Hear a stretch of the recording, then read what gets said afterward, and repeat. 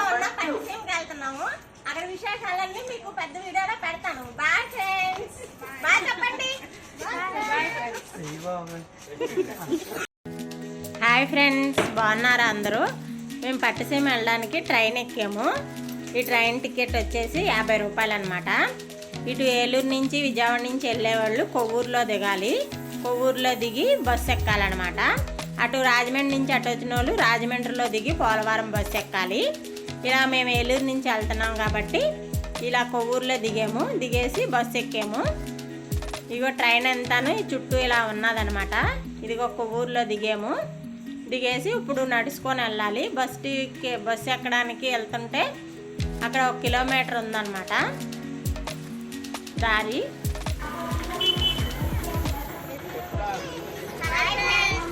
ఏలూరు నుంచి ఇలా కొవ్వూరు దిగాము. ఇప్పుడు పట్టిసీమకి బస్సు ఎక్కితే వెళ్ళాలి. తర్వాత పడవ ఎక్కాలి. అది కూడా చూద్దాం పదండి ఫ్రెండ్స్. Bye friends. నేను కూడా ఎక్కాలి.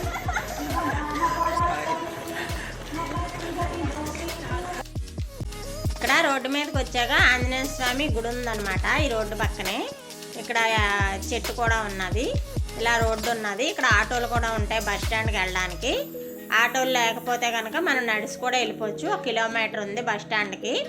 ఇటు కొవ్వూరు చాలా పల్లెటూరు అనుకున్నాము, కాదు చాలా బాగున్నది. రోడ్లు అవి చాలా ఎడల్పుగా ఉన్నాయి. పెద్ద పెద్ద అపార్ట్మెంట్లు అవే ఉన్నాయి. చాలా బాగుంది. చాలా ప్రశాంతంగా ఉంది. ఇక్కడ చూడడానికి చాలా అందంగా ఉన్నదన్నమాట వాతావరణం.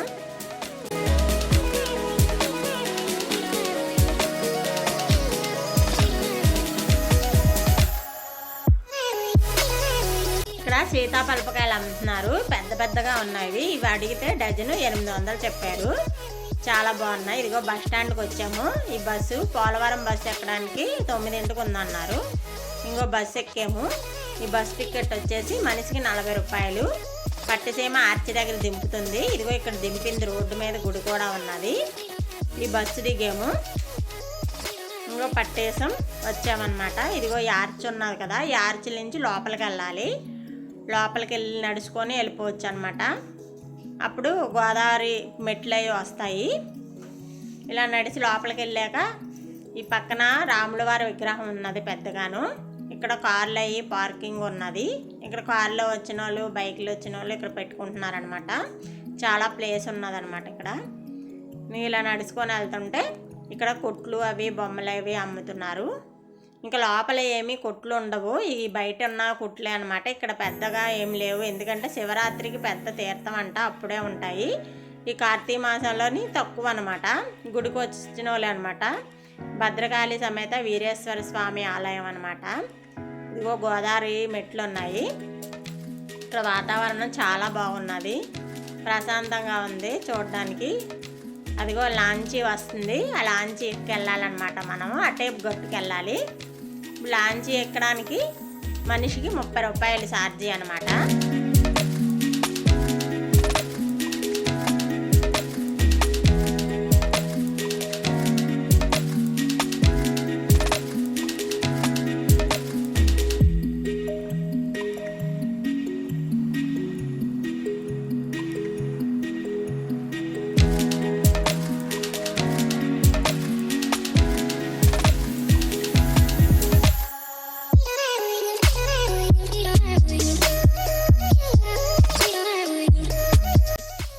ఇప్పుడు ఈ లాంచీ ఎక్కడానికి ఇలా నడిచి వెళ్ళాలి.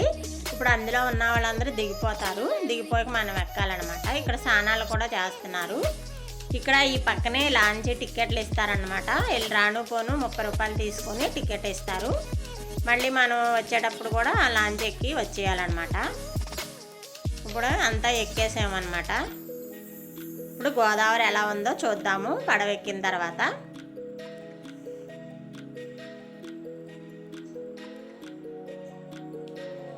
ఇలాగ వెళ్తుంటే చాలా సరదాగా ఉన్నది చూడడానికి. కాకు ఎంతసేపు పట్టదో, ఒక 5 నిమిషాలు 10 నిమిషాల్లో దింపేస్తుంది.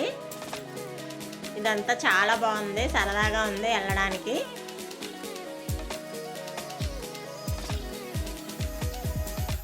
ఇక్కడ నుంచి చూస్తుంటే అక్కడ రాముల వారి విగ్రహం, ఆంజనేయ స్వామి విగ్రహం కూడా కనబడతాయి.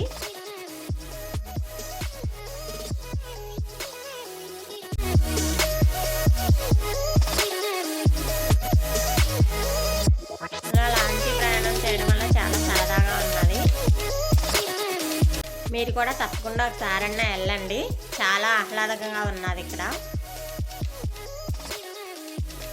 అదిగో గుడి వస్తుంది, మధ్యలో ఉందన్నమాట గుడి. అక్కడే మనం దిగాలి. అక్కడ అందరూ స్నానాలు చేస్తున్నారు కదా, అక్కడే మనం దిగాలన్నమాట. ఇక్కడ దిగేసి స్నానాలు చేసేసి మళ్ళీ గుడికి వెళ్ళాలన్నమాట.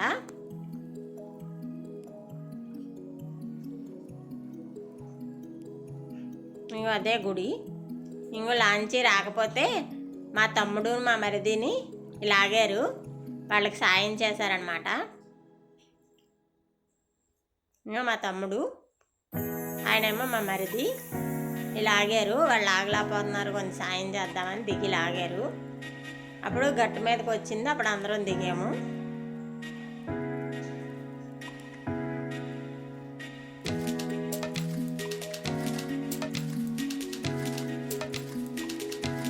ఇప్పుడు అందరం దిగేసి ఇప్పుడు స్నానాలు చేసి అక్కడ పూజ చేసుకొని అప్పుడు గుడికి వెళ్తామన్నమాట.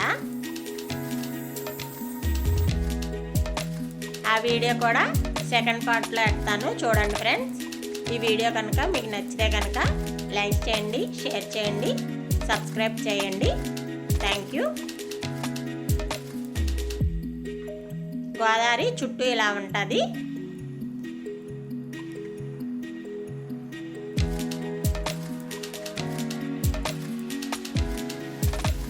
వచ్చేటప్పుడు ఇలా అంచి ఎక్కాలి మనం మళ్ళీని.